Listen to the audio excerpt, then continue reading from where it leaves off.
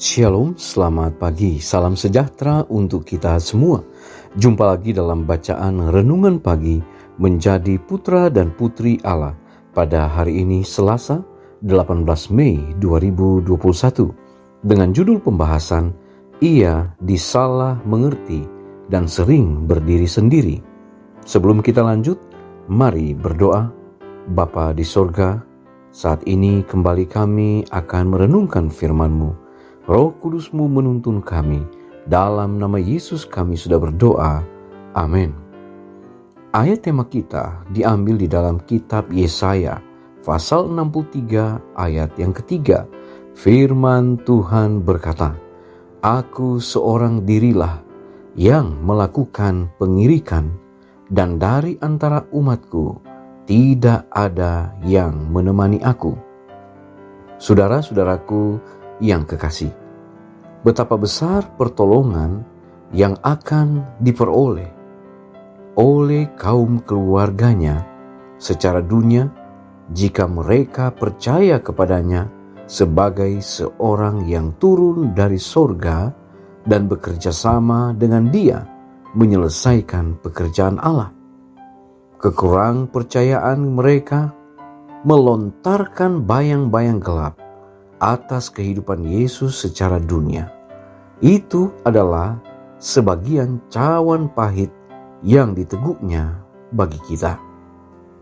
Dengan ukuran mereka yang dangkal itu, mereka tidak dapat menduga tugas yang akan dilakukannya, dan oleh sebab itu tidak menaruh simpati kepadanya di dalam penderitaannya.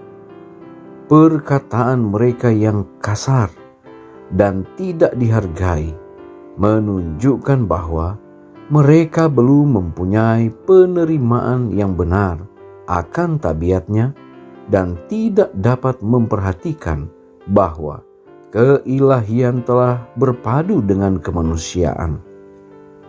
Mereka sering melihat Dia penuh dengan duka, tetapi gantinya menghibur Dia. Roh dan perkataan mereka hanya melukai hatinya. Perkara-perkara yang demikian, inilah membuat jalannya penuh dengan duri. Kristus sangat disakiti oleh kurang penghargaan di rumahnya, sehingga baginya lebih baik pergi ke tempat di mana perkara yang demikian itu tidak ada. Ada satu rumah tempat bertamu yang disukainya, rumah Lazarus, Maria, dan Marta, karena di dalam suasana iman dan kasih rohnya mendapat perhentian. Namun demikian, belum seorang pun di atas dunia yang dapat memahami tugasnya atau mengetahui beban yang dipikulnya demi kepentingan manusia. Sering ia mendapat keteduhan hanya waktu sendirian dan berhubungan dengan Bapanya yang di sorga. Orang yang dipanggil menanggung sengsara karena Kristus, yang menderita oleh salah paham dan kurang percaya walaupun di rumahnya sendiri, dapat memperoleh hiburan dalam pikiran bahwa Yesus telah menanggung hal yang demikian juga. Ia digerakkan oleh kasih terhadap mereka itu. Ia mengundang mereka mendapatkan persahabatan di dalam Dia dan hiburan yang diperolehnya di dalam perhubungan dengan Bapa. Mereka yang menerima Kristus sebagai juru selamat pribadi tidak ditinggalkan sebagai yatim piatu, menanggung pencobaan sendirian. Ia menerima mereka sebagai anggota keluarga sorga. Ia mengundang supaya memanggil Bapanya sebagai Bapa mereka. Saudara-saudaraku yang kekasih, mereka adalah anak-anaknya yang dikasihi oleh Allah, terikat kepadanya oleh ikatan yang paling manis dan kekal. Kasih-Nya terhadap mereka amat luas dan lembut, melebihi apa yang ibu bapa rasakan terhadap kita di dalam keadaan kita yang tidak berdaya, karena yang ilahi lebih tinggi dari yang bersifat manusia. Mari berdoa. Bapa di sorga, kami sangat bersyukur boleh menikmati lagi berkat Tuhan pada saat ini.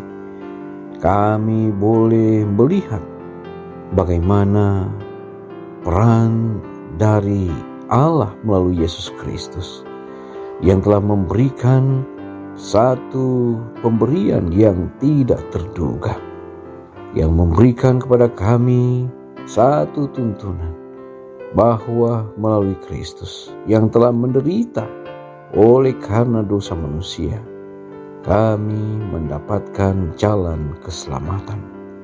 Tolonglah kami Bapa, agar kami boleh menerima Kristus sebagai juru selamat pribadi, dan kami boleh melihat bagaimana kami akan menjadi anak-anak Allah yang selalu memperoleh satu ikatan yang paling indah dengan Bapa di sorga. Bapa di sorga, ketika kami akan memulaikan akan segala aktivitas hari ini, kami serahkan semuanya hanya ke dalam tangan Tuhan. Berkati kami dengan kesehatan, kekuatan, pelindungan Tuhan.